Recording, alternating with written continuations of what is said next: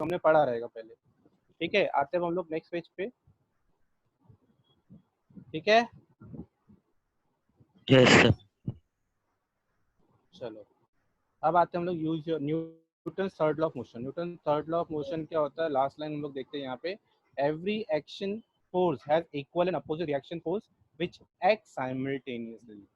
ठीक है, every action force, जैसे कि अगर मैं बोल रहा हूँ कोई बॉम्ब अगर मैंने यहाँ पे लगाया, ठीक है, तो वो क्या होगा, ब्लास्ट होगा। उसके अंदर जितना फोर्स, उसके अंदर जो केमिकल रखा है, जितना फोर्स है, उस फोर्स के वजह से उसके जो अलग अलग पार्ट होंगे, वो अलग अलग पार्ट अलग अलग डायरेक्शन में जो भी जाएंगे उनका रिएक्शन होगा।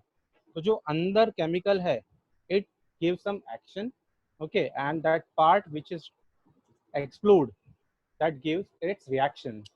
ठीक है, तो ऐसे जैसे रॉकेट है, रॉकेट को लॉन्च करना होगा तो वो क्या करेगा, अपने अर्थ के ऊपर जितना उसके अंदर जितने भी फ्यूल रहेगा, उस फ्यूल से वो क्या करेगा, अपना फोर्स अप्लाई करेगा अर्थ के ऊपर, और जिसके वजह से उसका अपोजिट रिएक्शन होता है और रॉकेट फॉरवर्ड डायरेक्शन में ऊपर की तरफ जाता है।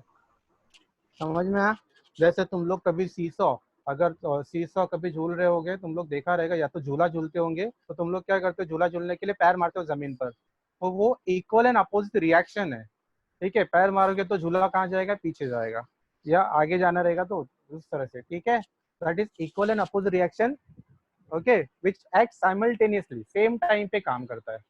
ठीक है, वैसे कभी कभी तुमने देखा भी रहेगा कि जंप करना रहेगा तो हम लोग थोड़ा पीछे जाते हैं फिर आगे जाते हैं, है ना?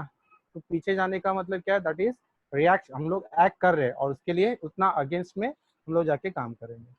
ठीक है, तो थर्ड लॉ का मतलब क्या है, यही है हम लोग का, every action force has equal and opposite reaction which act simultaneously. समझ में आया सबको? चलो आते हैं हम लोग नेक्स्ट। यहाँ पे दिया है टेक अ प्लास्टिक बोट, वो सब एग्जाम्पल, ठीक है, वो तुम लोग कर सकते हो। चलो वो देख लेना तुम लोग, नहीं आएगा तो every action force has equal and opposite reaction. ठीक है, ये हो गया हम लोग का। अब यहाँ पे while hitting a ball with the bat, the speed of the bat decreases. यहाँ पे क्या लिखा है, action and reaction are terms that express force, this force act in pairs, one force cannot exist by itself. ठीक है, action and reaction force act simultaneously, और action and reaction force act on different object, they do not act on the same object and hence cannot cancel each other. ठीक है, दोनों एक दूसरे के effect को कैंसिल नहीं कर सकते। समझ में आया? आगे ठीक है, तो ये हो गया हम लोग का आई थिंक चैप्टर खत्म, लेकिन इसमें हाँ बाकी थोड़ा सा कॉन्सेप्ट। ठीक है, चलो देखते हैं हम लोग law of conservation of momentum. Momentum क्या हुआ अभी हम लोग को समझ में आया? मोमेंटम, मोमेंटम हम लोग का mass into, yes sir. Momentum क्या होता है, मास इनटू वेलोसिटी। अब यहाँ पे मोमेंटम एक्सप्लेन करने के लिए मैं थोड़ा सा एक एग्जांपल लेता हूँ। कैरम, कितने लोग, सभी लोग कैरम खेल चुके हैं ना? अरिंदम घोष है क्या अभी यस। ग्रुप में? अरिंदम घोष है क्या? चलो ठीक है, सभी लोग कैरम खेल चुके हैं। तो जो हम लोग स्टार्टिंग में करते हैं, जो उसके कॉइन होते हैं सेंटर रखते हैं सब, ठीक है ना, ऐसे ऐसे कॉइन रहता है बराबर, और बाद में एक स्ट्राइकर से हम लोग क्या करते हैं, उसको हिट करते हैं। तो जितना फोर्स, जितना इसका मास और इसकी वेलोसिटी होगी, जितना ये जाएगा, उतनी ही मास और वेलोसिटी से ये सारे कॉइन भी अलग अलग डायरेक्शन में जाएंगे। कम फोर्स रहेगा, कम मोमेंटम होगा तो ये कम जाएगा, है ना, ये सारे जो कॉइन्स है वो कम कम जाएंगे। ठीक है, तो ये क्या होता है हम लोग का, कोलिजन के पहले का जो मोमेंटम है, यानी जो स्ट्राइकर जो मोमेंटम लेके जा रहा है इस कॉइन को मारने के लिए, उस मोमेंटम के ऊपर डिपेंड करता है कि ये सारे कॉइन कितने स्पीड से जाएंगे, यानी इसके अंदर क्या क्या मोमेंटम आएगा। ठीक है, क्या क्या मोमेंटम आएगा, समझ में आएगी नहीं? तो अगर मुझे देखना है law of conservation of momentum, ठीक है, तो उसमें हम लोग का क्या होगा, law of conservation of momentum में हम लोग देखेंगे कि momentum before collision and momentum after collision दोनों क्या होता है, सेम। यानी जितना मोमेंटम कोलिजन के पहले होगा उतना ही मोमेंटम कोलिजन के बाद में होगा, भले वो अलग अलग पार्ट में हो। जैसे स्ट्राइकर में जो मोमेंटम था, वो मोमेंटम से जो सारे कॉइन होंगे ब्लैक कलर के या फिर व्हाइट कलर के, वो सारे कॉइन डिस्टर्ब होते हैं ना, सारे कॉइन स्प्रेड हो जाते हैं, बराबर। जितना मोमेंटम रहेगा उसके हिसाब, उसके अकॉर्डिंगली वो स्प्रेड हो जाता है। तो that is momentum before the collision is responsible for the momentum after collision. ठीक है, समझ में आया क्या? तो देखो यहाँ पे, suppose an object A has mass m1 and initial velocity u1, and object B has mass m2 and initial velocity u2, बराबर। तो सपोज मैं बोल रहा हूँ कि ये मास है मेरा एक और ये दूसरा मास है। इसका मास है m1, इसका इनिशियल वेलोसिटी u1, इसका मास है m2, इसका initial velocity u2, initial velocity. ठीक है, ये हो गया u2। तो ये दोनों सपोज क्या कर रहे हैं, कोलाइड कर रहे हैं।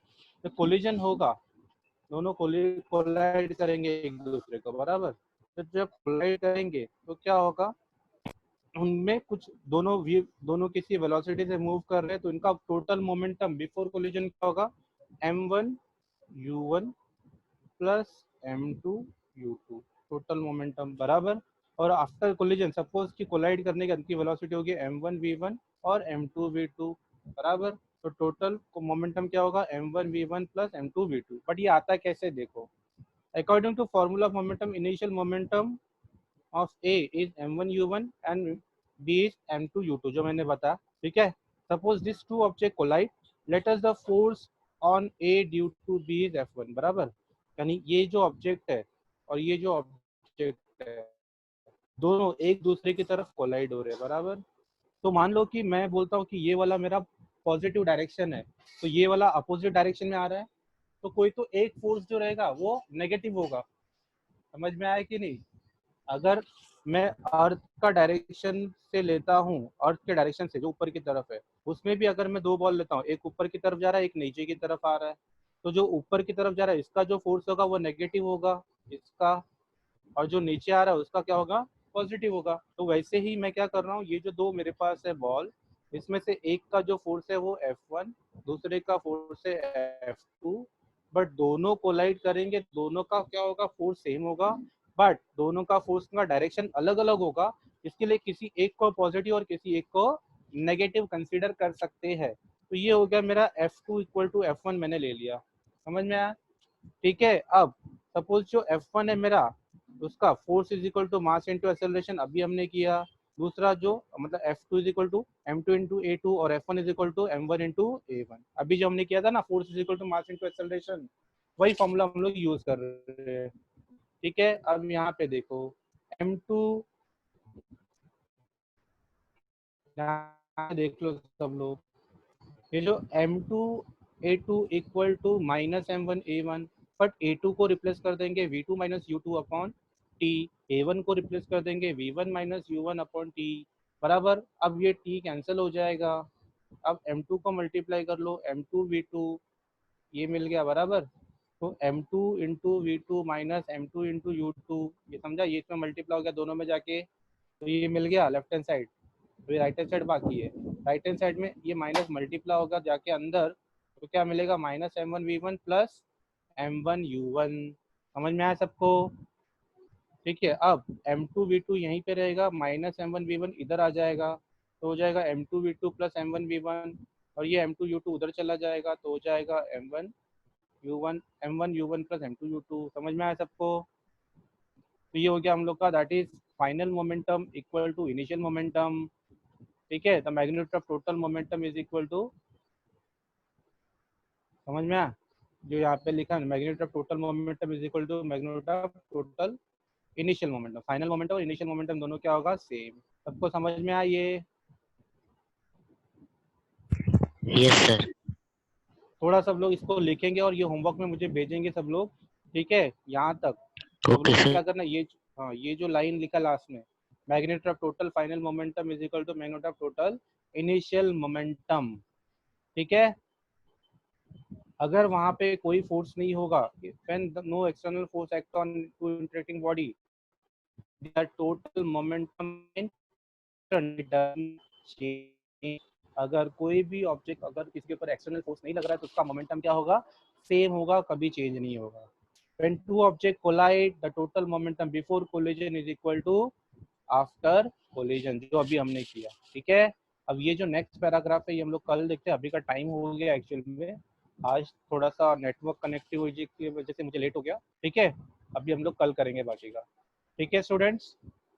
Okay sir. चलो ये मुझे लिख के देना तुम लोग होमवर्क. ठीक है. बहुत कम लोग हाँ, होमवर्क सर। भेजते हैं मेरे पास. स्नेहा गुप्ता का तो शायद जमाना हो गया होमवर्क भेजे हुए, और साक्षी नंदन ने भी. सर अभी जो वो क्या लिखा है करना वो है? सब ना. हाँ, ये जो मैंने पढ़ा है ना, जैसे अभी मैंने बोला मोमेंटम वाला, ये लॉ करना है सबको. न्यूटन का जो मैंने लॉ बताया, ये Law of- वाला third law last. Yes, sir. ठीक है. और ये वाला वन न्यूटन क्या होता है, वन डाइन क्या होता है, ये वाला. ठीक है. और ये मोमेंटम वाला तो आज पढ़ा है, मतलब सब एक बार लिख लोगे तो बेटर होगा.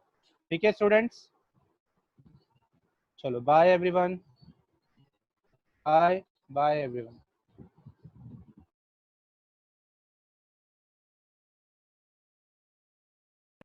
Bye, sir.